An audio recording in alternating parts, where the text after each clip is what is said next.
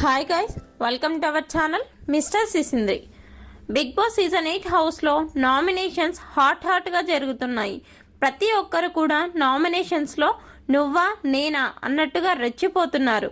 ప్రతి పాయింట్ మీద చాలా క్లారిటీగా మాట్లాడుతూ ఎదుటి వారికి ముచ్చమటలు పట్టిస్తున్నారు. ఇక ఇదిలా ఉంటే రేపటి ఎపిసోడ్లో కూడా నామినేషన్స్ జరగబోతున్నట్టు తాజాగా విడుదలైన ప్రోమోని బట్టి చూస్తే అర్థమవుతుంది. ఆ ప్రోమోని ఒక్కసారి చూస్తే నామినేషన్స్లో భాగంగా నిఖిల్ పృథ్వీరాజ్ను నామినేట్ చేసి మీరు ఇంట్లో పనులలో ఎక్కువగా హెల్ప్ చెయ్యలేదు అని చెప్తే నేను ఆ రోజు చేశాను కదా అని పృథ్వీ అనడంతో ఆ ఒక్కరోజే చేశారు, ఆ తర్వాత మీరు అటువైపు రావడం లేదు, ఏ పని చేయడం లేదు అని చెప్తున్నాడు.